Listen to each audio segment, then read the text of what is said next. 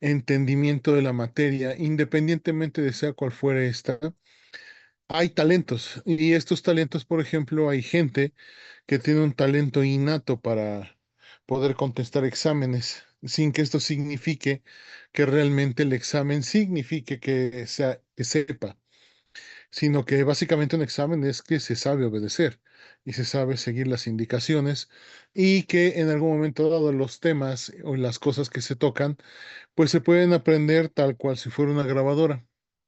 Desafortunadamente este conocimiento pues no es tan sostenible ni tan bueno que digamos para pues para el aprendizaje de todos, ¿no? Porque a final de cuentas de lo que se trata es que ustedes aprendan y sepan qué hacer con el conocimiento que tienen, no tanto ser muy buenos para contestar exámenes.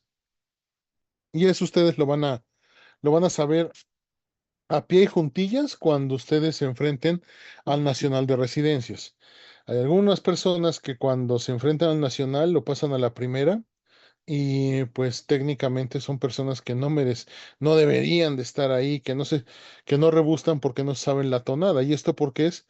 Pues porque tienen muy buena retención, pero esa retención, el conocimiento técnicamente pues es estacionario. Digo, hay gente que se aprende o se puede aprender el examen de memoria, contestarlo y tener un examen perfecto, pero dentro de 15 o 20 días tú le preguntas o le practicas de nuevo el examen y no sirve de nada. Así también otras personas hacen exactamente lo mismo con los exámenes y pueden tener una calificación, lo cual significa, nuevamente, como yo siempre les he dicho, un examen no significa que realmente tú sepas. El examen es que tú sepas responder. Y esto no infiere directamente que tú realmente puedas, aprender, que tú realmente hayas aprendido. El examen que yo les voy a poner el próximo, el 27 o bueno, más adelante, ese viernes, está diseñado de manera tal que ustedes utilicen la lógica y está diseñado para que ustedes se manejen con un pensamiento, el pensamiento crítico que deben de tener con los pacientes. Ese pensamiento crítico tiene que obligatoriamente tener una capacidad de análisis, porque al final de cuentas, como hay una vieja frase que se dice que hay enfermos y no enfermedades, que se darán cuenta, y esos los que han estado rotando conmigo, que a veces hay cosas parciales, no hay cosas totales, no todos reúnen las mismas, todas las características que decimos, ni mucho menos, son claramente, hay algunos que son claros, pero son los menos, y la mayoría están difusos, están entre uno y otro cuadro, y entonces esta capacidad de decisión es la que va a ser en un futuro que ustedes sean buenos o malos médicos. Y esto no se resuelve con exámenes, no se resuelve con aprenderse los, aprenderse las patologías tal cual a pie y juntillas, sino esa capacidad de integración. Eso es precisamente lo que he querido siempre con ustedes, que ustedes tengan esa capacidad de integrar las cosas. Algunos de ustedes en la consulta, pues hasta se sentían, este, saturados, porque les daba preguntas y les sacaba pregunta de la pregunta y cada respuesta generaba una nueva pregunta, pues es que realmente así debe de ser la situación.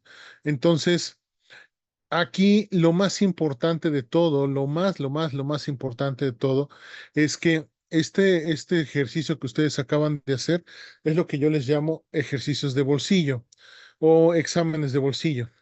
¿Qué significa esto? Que entras a un examen con lo que nada más tienes en el bolsillo, con lo que has aprendido, con lo que te ha quedado en mente. Y esta capacidad para responder a velocidad, es lo que te va a permitir en algún momento dado, pues responder en la vida cotidiana.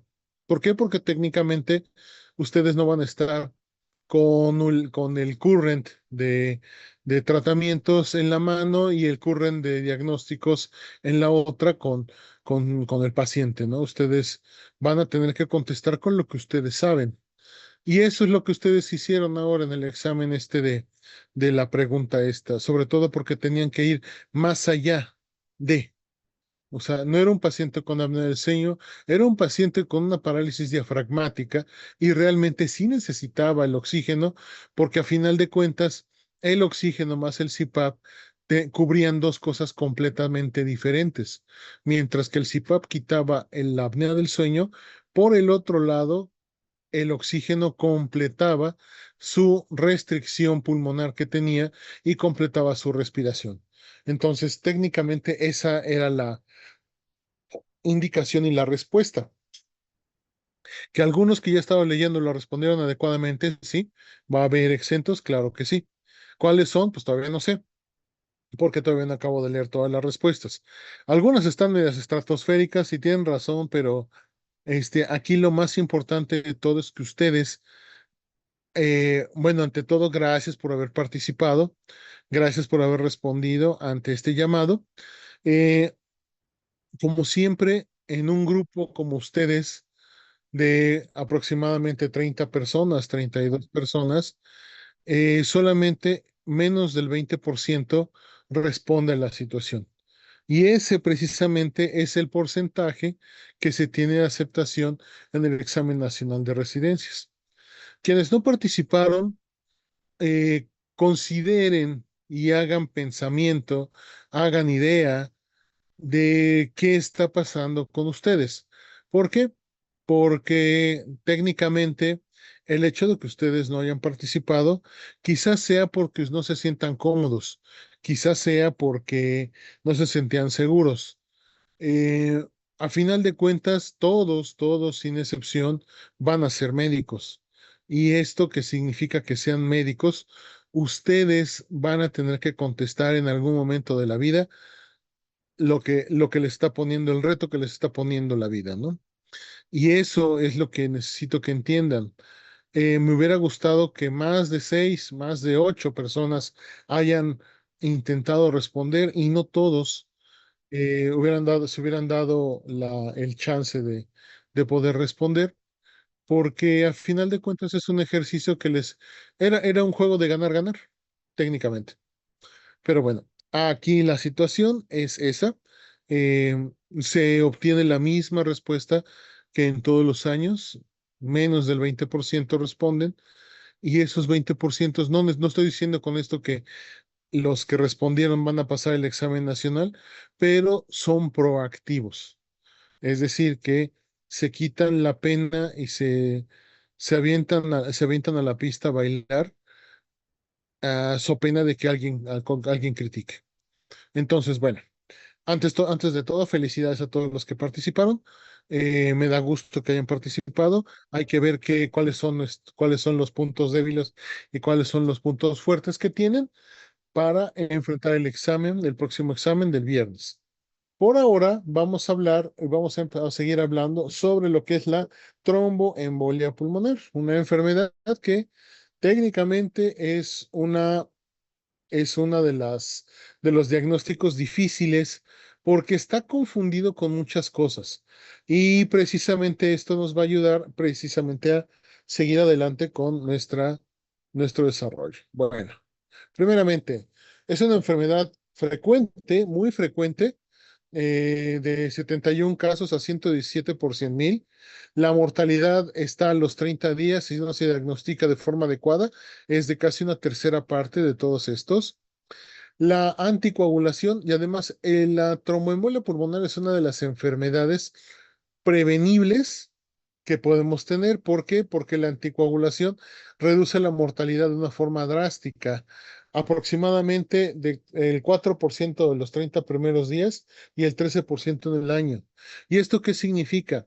Ustedes pueden tener una complicación por tromboembolia pulmonar y es porque ustedes no previnieron el problema. Entonces, aquí hay que darnos cuenta de algo. Hay que saber elegir, porque también es otro de los problemas. A veces de repente nos toca, y como les digo, o sea, ustedes no solamente van a ser neumólogos o médicos internistas. Algunos de ustedes ahí tenemos prometedores traumatólogos, prometedores cardiólogos, otorrinos, no lo sé. Y todos ellos también van a tener pacientes hospitalizados. Y en estos pacientes hospitalizados, el principal problema es la inmovilidad. Y esa inmovilidad puede traer lo que llamamos entonces el problema de la tromboembolia pulmonar. Esta tromboembolia se evita precisamente con una anticoagulación adecuada. Bien, es una de las causas más prevenibles de mortalidad. Su presentación clínica tiene un abanico amplísimo de, de presentación clínica. Es asociada a factores de riesgo y estos factores de riesgo van desde las mujeres que han utilizado anticonceptivos orales o anticonceptivos inyectables y normalmente se presenta entre los 60 y 70 años, pero puede presentarse a toda edad. Recordemos que lo que vimos ayer en lo de la apnea del sueño puede ocasionar un problema de éstasis venosa.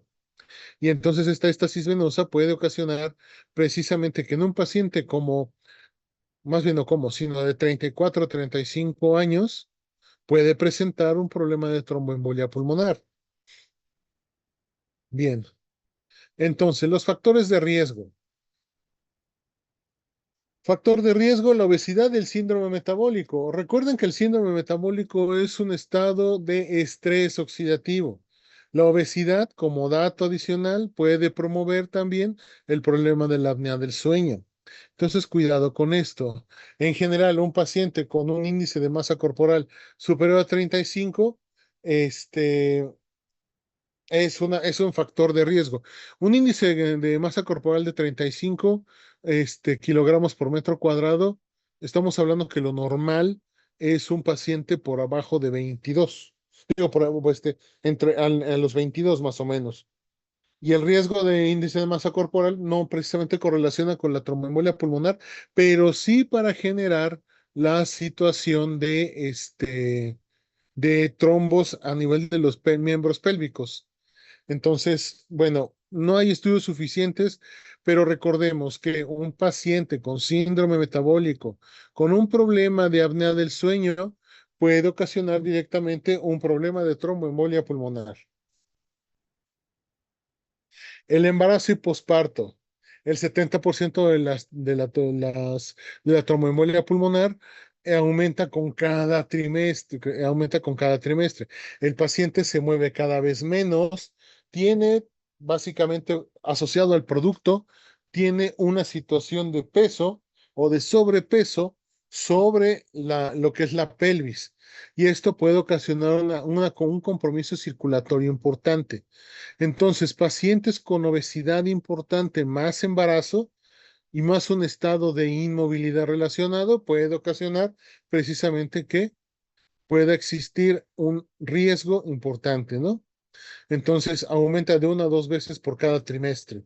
Cuidado con esto, pacientes embarazadas necesitan tener una protección o una situación de observación de cerca, sobre todo pacientes con embarazo de alto riesgo, por ejemplo, relacionado con obesidad mórbida. Hay cuidado con esto, ¿no? Las condiciones inflamatorias no infecciosas, como el caso de lupus, síndrome nefrótico, problemas autoinmunes pueden ocasionar, sí, una tromboembolia importante. Y esto es algo que debemos de tener siempre presente. No está claro si está coordinado con el empeoramiento porque se han presentado precisamente en situaciones tanto de exacerbación como de estancamiento. Entonces, aguas con esto. Siempre hay que revisar, siempre hay que ser sistemáticos con esta enfermedad. La edad, entre los 50 y 80 años, aquellos pacientes que puedan empezar a tener esta situación, puede tener tromboembolia pulmonar. Entonces, obviamente, entre más edad, más problema podría tener el paciente con tromboembolia pulmonar. ¿Por qué? Porque básicamente recordemos que los pacientes que están llegando ya a la tercera edad son pacientes que ya tienen enfermedades crónico-degenerativas asociadas de larga evolución, como cardiopatías, hipertensión, diabetes, problemas de colesterol y triglicéridos, etcétera. Entre ellos también obesidad. Entonces hay que tener mucho cuidado con estos pacientes. El género, aunque antes se entendía que era más frecuente en mujeres que en hombres, pues esta situación ya se está emparejando. En mujeres era por la situación del antecedente de uso de anticonceptivos, pero ahora la relación entre hombre y mujer está haciéndose cada vez más equitativa. O sea, no hay una relación directa. La inmovilización es el riesgo más relacionado con el problema de la tromboembolia pulmonar. Y este riesgo aumenta después de las 2 semanas de inmovilidad. Aquellos pacientes que tienen fractura de fémur o fractura que tenga que ver con una situación de la estabilidad y del movimiento de las piernas, específicamente piernas, cadera o columna, entonces, esta inmovilización puede ocurrir, puede ocasionar precisamente que se generen trombos, sobre todo en la zona de la corva y en la ingle. Aguas con esto porque esa es la zona principal a donde existe el mayor riesgo de generación de trombos, que estos trombos al generarse en esta zona se desprenden, pasan al corazón y del corazón al pulmón. Cuidado con eso y sobre todo que entre más tiempo esté inmóvil, el riesgo aumenta de 2 a 3 veces por semana. La cirugía reciente, desde luego que aumenta después del 10.º día y termina al mes y de haberse realizado la cirugía. Y sobre todo tiene que ver mucho con el tipo de cirugía que estemos hablando. No es lo mismo una colecistectomía laparoscópica sin tanto riesgo que una colecistectomía abierta con una derivación biliar en sondente hacia el exterior. Estas obviamente requieren de un poco más de inmovilidad porque la agresión quirúrgica es mayor. Entonces dependerá muchísimo de qué cirugía sea. Pero al final de cuentas, sea invasivo o no, el cuadro de riesgo es importante. Aumenta de 3 a 5 veces más el riesgo dependiendo de qué tan invasiva y qué tanto removamos. La probabilidad de trombosis venosa profunda es de 1.5 a 2 veces más en situaciones no provocadas y aumenta si se posee el dímero D elevado. Acuérdense una cosa, el dímero D, y eso ahorita lo vamos a hablar, el dímero D es un estudio que se puso muy de moda en el COVID. En el COVID lo que hacíamos es que paciente que teníamos sospecha de que tuviera COVID, inmediatamente le hacíamos el dímero D, salía elevado y todos pensaban que el paciente iba a tener tromboembolia pulmonar. No, no, no, no, no. A ver, recordemos que el dímero D es un estudio positivo que es un factor predictivo negativo. ¿Qué significa predictivo negativo? Este factor, el dímero D, si tú le tomas a un paciente que tiene menos de 500 de dímero D, es un paciente que seguro no tiene tromboembolia pulmonar. Seguro que no lo tiene. Pero si tiene arriba de 500, entonces este paciente podría tener tromboembolia pulmonar. Y cuando digo podría, es que existe una lista de más de 20 causas que puede ocasionar una elevación del dímero D sin que necesariamente sea elevado por un problema de tromboembolia pulmonar. Recuerden que el dímero D es un factor de desecho metabolizado de la fibrina. Entonces, cualquier problema inflamatorio, por ejemplo, si al Canelo Álvarez después de haber peleado la pelea que tuvo con quien sea, la última pelea que hizo o en cualquier otra pelea, le tomas el dímero D a las 2, 3 horas de haber peleado, vamos a encontrar que el dímero D está súper elevado. ¿Por qué? Porque el antecedente de traumatismo puede ocasionar y puede elevar el dímero D. Así también pacientes con infecciones de cualquier índole, infecciones bacterianas o de tipo viral, va a aumentar desmesuradamente el problema de la tromboembolia. Entonces, este estudio es confiable porque es un estudio predictivo negativo. Vuelvo a repetir, un paciente que tenga un dímero D por abajo de 500 es seguro que no tenga, pero arriba de 500 es probable que tenga. Y cuando digo probable es que no es una cuestión definitiva.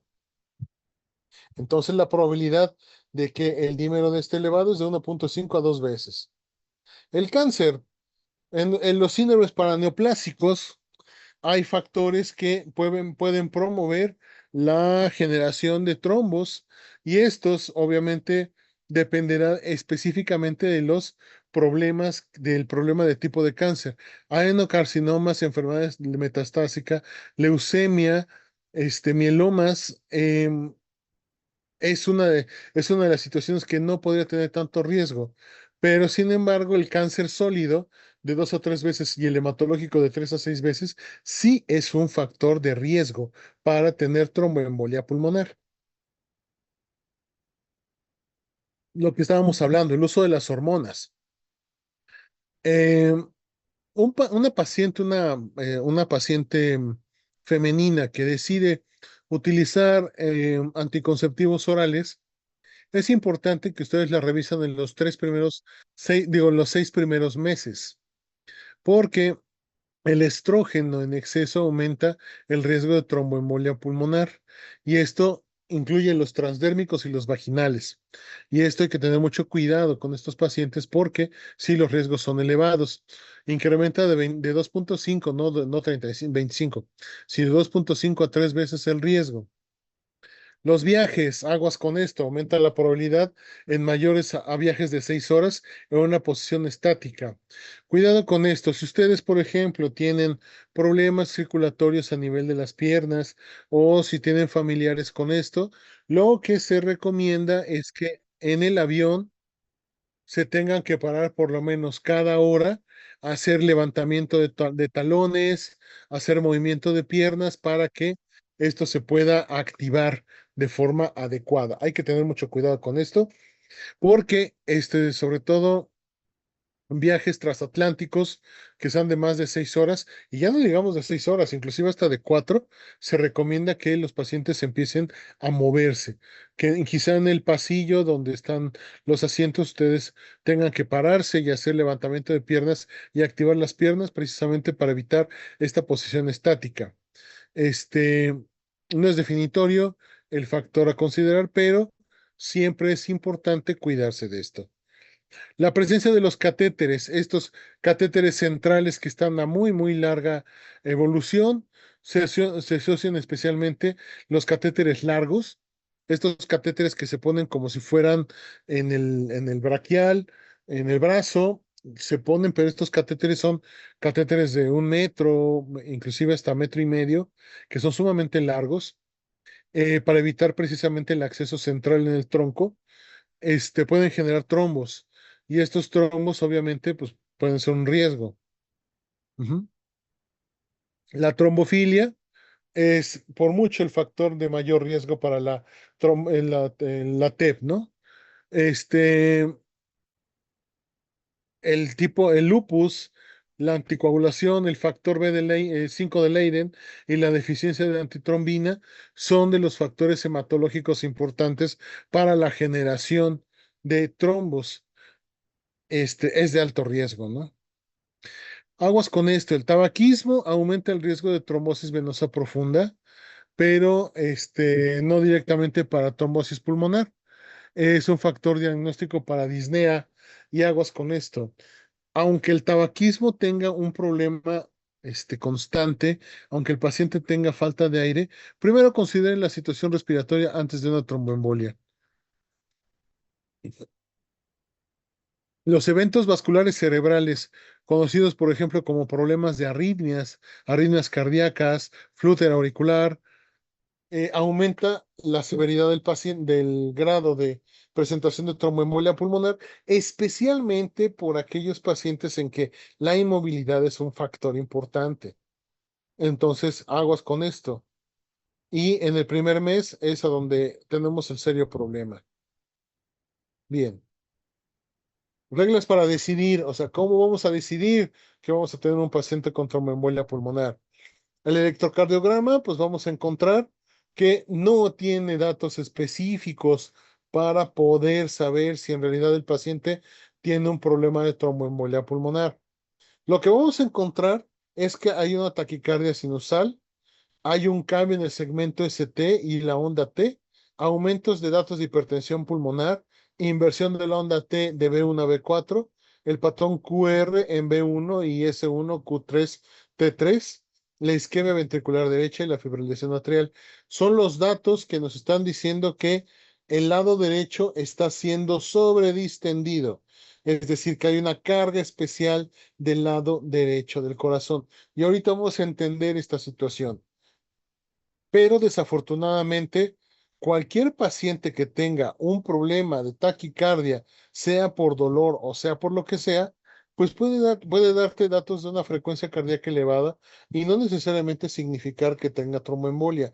No todas las tromboembolias van a presentar estos datos electrocardiográficos. Hay que tener mucho cuidado. Solamente el 35% lo va a presentar. Es decir, que al menos 3 personas de 10 lo van a presentar. Hay que tener mucho cuidado con eso. La radiografía de tórax, pues esa también es una de las que no nos ayuda en esta situación. ¿Por qué? Porque puede presentar atelectasias, derrames pleurales sin una causa aparente, muchas de las veces, y también esto tiene mucho que ver con el tamaño del trombo y con el alcance que se tenga. A veces la placa es completamente normal. Puede tener una presencia de aurícula derecha del 27%. ¿Cuántas veces no hemos visto aurículas derechas crecidas? Y no necesariamente significa que tenga una tromboembolia pulmonar. Las placas son normales en una cuarta parte de los pacientes y la placa de tórax técnicamente no es una herramienta útil para este caso. ¿Cómo va a presentarse el paciente con tromboembolia pulmonar? Bueno, la taquipnea, el paciente que tiene una respiración por arriba de 20 respiraciones por minuto, todos los pacientes lo van a presentar y va a depender técnicamente de la gravedad. Y esto de la gravedad tiene que ver sobre todo, inclusive con la relación y la susceptibilidad al dolor.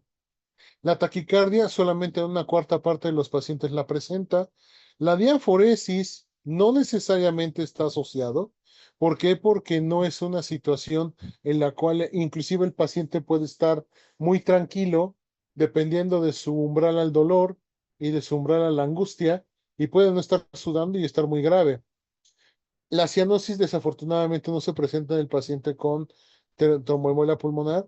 La temperatura no se incrementa, salvo en tromboembolias muy profundas, muy fuertes, pero eso lógicamente la clínica es apabullante en esos casos. El examen cardiológico, anormalidades solamente en menos de una cuarta parte de los pacientes. El aumento o el reforzamiento del segundo ruido. Puede haber ingurgitación yugular siempre y cuando la tromboembolia sea amplia, sea grande. El examen pulmonar en menos de una tercera parte de los pacientes va a ser anormal y hay estertores gruesos muy probablemente y de los ruidos respiratorios. La trombosis venosa profunda podría ser una herramienta que podríamos utilizar como referencia para tener este tipo de tromboembolias, la tromboembolia pulmonar. ¿Por qué? Porque la mayoría de estas, el origen es la inguinal o en la corva, ¿no? Entonces, si aquí existen trombos, obviamente los riesgos que puede haber de tener tromboembolia, pues están muy cerca, ¿no? Cerca del 47% tiene una disparidad en el tamaño de la pantorrilla y esto puede decirnos que el paciente puede tener una tromboembolia, la mitad técnicamente, ¿no? Bien. Aquí tenemos algunos criterios y estos criterios, los criterios de Wells, son criterios que sirven precisamente para valorar la sospecha de tromboembolia. Estos son puntos que debemos de tener ante la exploración física y ya teniendo al paciente en urgencias. La sospecha de trombosis venosa profunda le vas a agregar 3 puntos. El diagnóstico alternativo menos probable a tromboembolia pulmonar de 3 puntos. Frecuencia cardíaca elevada más de 100 1.5, antecedentes de trombosis venosa profunda 1.5, inmovilización por más de 4 semanas 1.5, presencia de cáncer y hemoptisis 1 punto.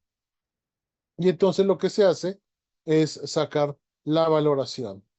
A veces tenemos lo que es el PERC o la ruta de criterios. Clínicamente baja es el 15% con base en la evaluación general. Una edad menor a 50 años, un pulso menor a 100 durante la estancia en urgencias, una oximetría normal sin hemotisis, sin trombosis venosa profunda y no antecedente de cirugía o trauma que requiere intubación o anestesia, no uso de estrógenos y sin hinchazón unilateral de piernas, estos pacientes tienen una baja probabilidad de tener tromboembolia. Entonces, aquí estamos dándonos cuenta que la enfermedad de la trombosis venosa profunda es una enfermedad que en la mayoría de los casos son pacientes de cerca de la tercera edad. Decisiones vitales, dosis, puntuaciones por menor a 5 del PERC. Hay que hacer una medición del dímero D. Esto nos puede indicar que muy probablemente el paciente tiene tromboembolia pulmonar. Si la puntuación es más de 4, hay que hacer una angiotomografía. Y sobre todo, como yo les decía, los valores menores a 500 nanogramos y en el doble de los pacientes mayores de 50 años, hay una probabilidad muy baja, negativo a tromboembolia pulmonar. Si el paciente tiene menor de 500, no es tromboembolia. Si tiene más de 500, entonces consideremos una causa probable el aumento, la tromboembolia, pero no solamente es tromboembolia. Infarto al miocardio, traumatismos, infecciones, insuficiencia renal, problemas de diabetes descompensada o descontrolada, puede aumentar el dímero D. Aguas con esto, sin necesidad de que exista una tromboembolia. Falsos positivos, edad a partir de los 50 años, cocaína, inmovilidad general, hemoptisis, hemodiálisis, malignidad activa, lupus, anemia drepanocítica y embarazo. Cuidado con esto. Estos pacientes van a tener el dímero D elevado, no necesariamente por tromboembolia.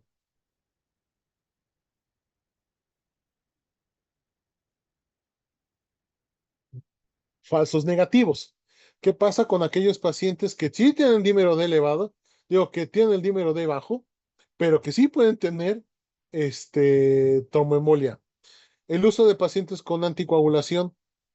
Recordemos que el anticoagulante, estamos hablando de bloqueadores del factor 10, acenocumarina, warfarina, todos estos medicamentos. Si bien es cierto que disminuyen la posibilidad de generación de un trombo, no necesariamente implica que lo quite al 100%. Aguas con esto. Tengan mucho cuidado de esto porque y no descarten la posibilidad en algún momento dado de que tengan un paciente con trauma, con dímero D elevado y más bien con dímero D bajo y que tenga uso de warfarina o uso de rivaroxaban o alguno de estos medicamentos anticoagulantes porque podría tener tromboembolia. Cuidado con esto, ¿no? Eh, Síntomas que duran más de 5 días, trombosis pulmonar subsegmentaria, infarto pulmonar aislado, tromboembolia pulmonar crónica, muestras incorrectas, severa lipemia y hemólisis y degradación proteica secundaria a tiempos prolongados. Cuando de repente dejan los tubos por mucho tiempo, el dímero D también se disminuye y entonces podríamos pensar que el paciente podría no tener una tromboembolia pulmonar presente por el dímero debajo, sin embargo, sí está presente, ¿no? Sí lo tiene. Cuidado con eso. El manejo se puede dividir en dos grandes grupos, o tenemos tres grupos técnicamente. La tromboembolia fulminante, que aquel paciente que ni te da tiempo de atenderlo es un paciente que en cuestión de minutos muere por la tromboembolia masiva. Y estos pacientes obviamente van a ser pacientes que pues no requieren de ninguna ayuda, puesto que mueren inclusive en el mismo lugar de donde ocurrió la tromboembolia. Y tenemos a dos grupos, los que logran llegar a urgencias, los hemodinámicamente inestables y los hemodinámicamente estables. Hablemos inicialmente de el inestable. Es un paciente que va a tener presión sistólica por debajo de 90 por más de 15 minutos y que requiera vasopresores y hay una clara evidencia de shock. Hay que, dado la reperfusión o el objetivo de darles tratamiento es hacer la reperfusión y la dosis completa o media de alteplasa. El alteplasa es una sustancia que la necesitamos poner en terapia intensiva. Entonces, son pacientes que ante la presencia de una baja de presión, entonces en ese momento va a ocurrir el problema. Ahora, ¿por qué ocurre esta situación? Bueno, para empezar, una tromboembolia, ¿qué es lo que sucede en la tromboembolia? Recordemos que nuestro corazón, el corazón derecho, habíamos quedado que se maneja por volumen. Entonces, se maneja con presiones bajas, si no mal recuerdan cuando estábamos hablando en radiología. Entonces, cuando recibimos un trombo que se genera a distancia en las ingles o en la corva, este trombo se va a impactar en las arterias pulmonares. Y esta arteria pulmonar puede suspender, por ejemplo, 150 o 250 mililitros de capacidad del pulmón. Es decir, al momento de impactarse, va a dejar sin circulación una sección del pulmón. ¿Cómo vamos a imaginar esta situación? Imagínense que ustedes están en el centro del Estadio Azteca, en la cancha, están en el centro exactamente, y entonces van a ver a las gradas y las gradas van a tener asientos. Estos asientos van a estar ocupados por eritrocitos, vamos a suponer. Entonces estos eritrocitos entran por todas las puertas del estadio y por arte de magia estas personas al momento de sentarse se llenan de oxígeno y se levantan en menos de un segundo y abandonan el estadio en un segundo y se vuelve a llenar. Vamos a suponer que sucede esto. Entran, se sientan, se llenan de oxígeno y se van. Y así está pasando todo el tiempo. En este momento ustedes en su estadio Azteca están viendo cómo todos los asientos de todos los lugares, incluyendo sombra, platea, sol, etcétera, todos estos lugares están ocupados por un eritrocito que llega, se sienta y se oxigena. Bueno, ¿qué pasa con una tromboembolia pulmonar? Ocurre que la tromboembolia pulmonar, más bien antes de esto, los quien manda todo esto, por decirlo así, es un camión que vacía, que tiene la misma capacidad del Estadio Azteca, vamos a suponer, que vacía todos los pacientes y digo todos los eritrocitos, los lleva, se sienta y vuelve a cargarlos. Y así se la lleva. Imaginemos que es un Estadio Azteca muy chiquito, que son 100 personas. Vamos a suponer. Entonces tiene 100 personas y de repente ocurre la tromboembolia pulmonar. Significa que cuando tú estás en el estadio, algunas puertas del estadio se van a cerrar, una sección completa se va a cerrar. Y entonces cuando tú volteas, ves zonas completamente llenas de eritrocitos, pero vas a ver una zona completamente vacía. ¿Eso qué quiere decir? Quiere decir que una cantidad de eritrocitos no llegaron a ocupar esos asientos. Entonces, ¿qué sucede? Se vuelve a vaciar nuevamente el estadio, pero resulta que los que estaban afuera siguen todavía en el camión. Y entonces entran todos los del camión, pero ya llega el otro camión con otra cantidad importante. Y entonces estos que se quedaron afuera, vamos a suponer que se quedaron 15 afuera, van a estar sobrecargando el camión siguiente y el siguiente y el siguiente. Entonces, ¿qué quiere decir esto? Que después de 4 o 5 latidos, la población que no se ha podido oxigenar y que no ha podido pasar dentro de no se ha podido oxigenar porque están las puertas cerradas, esa cantidad puede equipararse a la cantidad que se vacía en las otras puertas.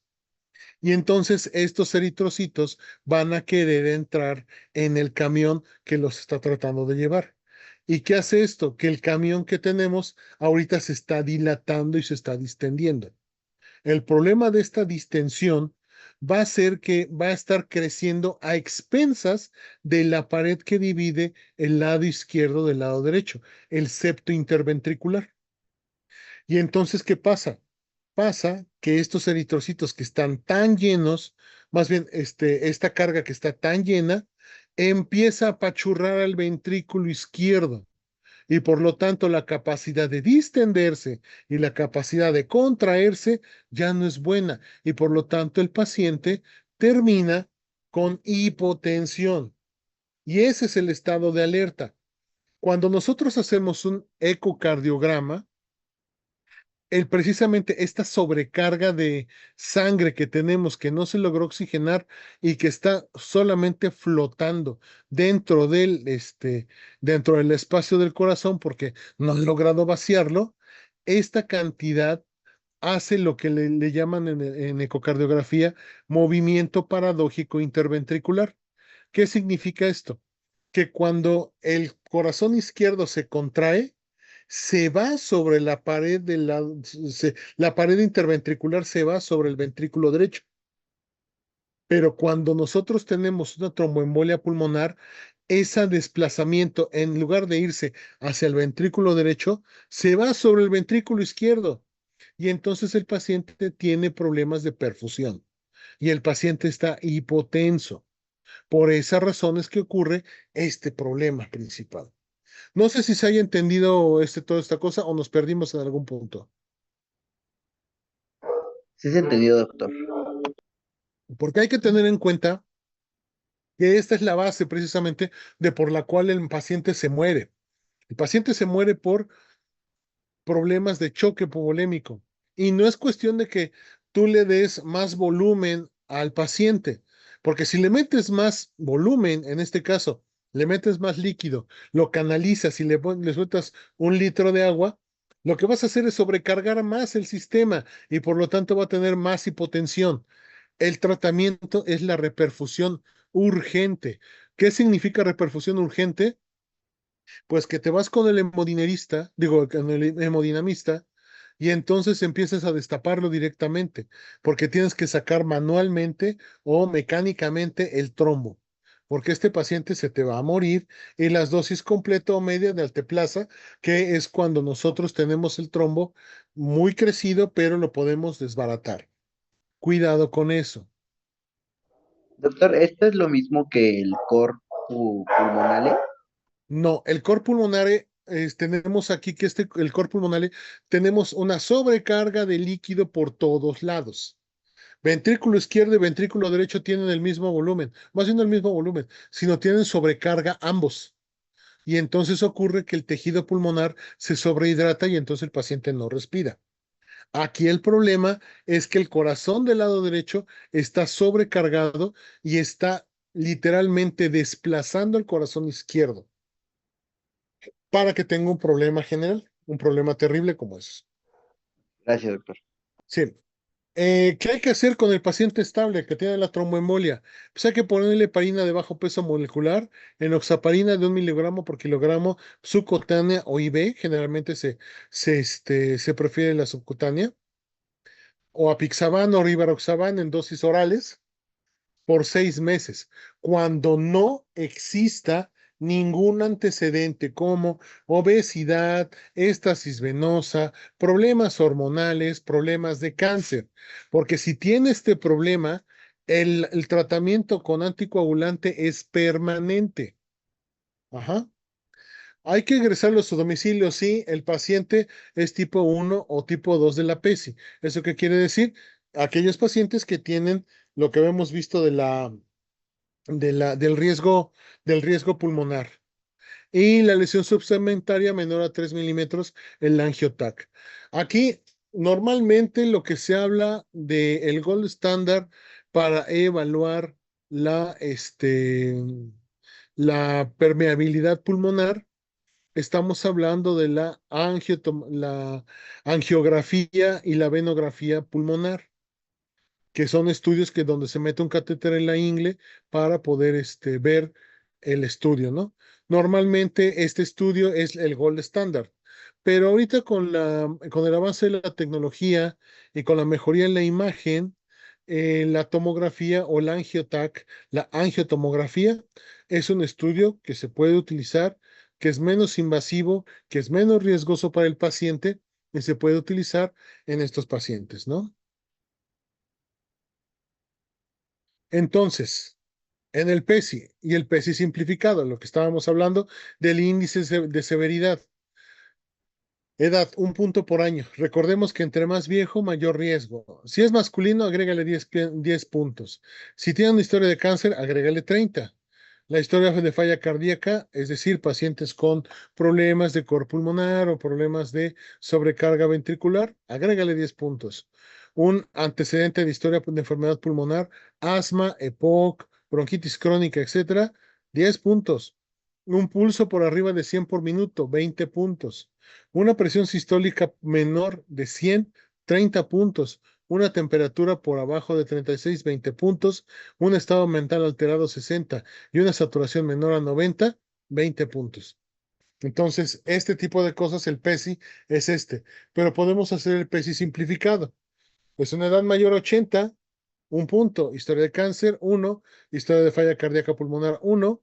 Una frecuencia cardíaca por arriba de 110, 1. Una presión sistólica por abajo de 100, 1. Y saturación al 90%. ¿Y esto cómo se interpreta? Bueno, lo que se interpreta es clase 1, menor de 65 puntos, tiene poco. O 0 puntos, bajo. De 66 a 85 puntos, bajo riesgo. O 0 puntos de alto riesgo. Clase 3, 186 a 105, riesgo intermedio, riesgo alto, de 106 a 125. Y la clase 5, no sé por qué le estás haciendo el PESI si ya el paciente te está gritando que tiene tromboembolia pulmonar. Entonces, estos ustedes lo pueden buscar directamente en el internet para que los tengan presentes sin ningún problema y puedan ustedes calificarlos. Esto sí les puede ayudar bastante, ¿no? Bien, conclusiones. Las conclusiones. ¿Es de difícil diagnóstico la tromboembolia pulmonar? Sí. ¿El no tratarla de manera inmediata es un factor de alta mortalidad? Claro que sí.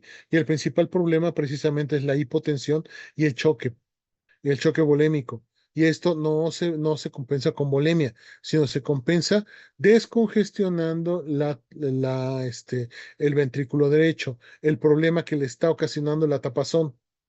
El paciente hemodinámicamente estable, la muerte está cercana en el 5% en el primer año del evento. Y a los hemodinámicamente inestables y que se posee y se tiene una trombolisis adecuada, bueno, se puede hacer directamente o se puede utilizar la circulación extracorpórea. Y esto es para prevenir la muerte, ¿no? Técnicamente, estos pacientes son pacientes que tienen un estado de gravedad importante. Nos da tiempo de estudiarlos, nos da tiempo de intervenirlos, pero el riesgo, sobre todo los pacientes con estas características, van a terminar con consecuencias básicas de hipertensión pulmonar y la hipertensión pulmonar que se conoce como la tipo 4. Entonces, esta hipertensión tipo 4, pues hay que tratarla. Hay que evitar la sobrecarga siempre y estos pacientes hay que tratarlos con mucho cuidado. Bien. ¿Dudas, preguntas? Creo que no, Doc. No, doctor. Perfecto. No, Bueno, entonces, ya en un rato más les digo quién sobrevive y quién no al examen, quién exenta, ahorita del ejercicio que hicimos. Y pues nada, seguimos el día de mañana, vamos a ver algo de fibrosis pulmonar, ya para que sea la penúltima plática. Y pues nada, pues listo. Mientras, dudas, preguntas con los anteriores o con algo que haya quedado de duda en las anteriores pláticas o algo así, o todo se comprendió, o nada se entendió, cualquiera de las dos cosas. No, creo que vamos bien, Doc. Perfecto. Bueno, si no hay otra cosa que hacer, nos vemos mañana. Cuídense, por favor, y nos estamos escuchando. gracias, doctor. Gracias, doctor. Buenas noches. Igualmente, doctor, hasta luego. Adiós.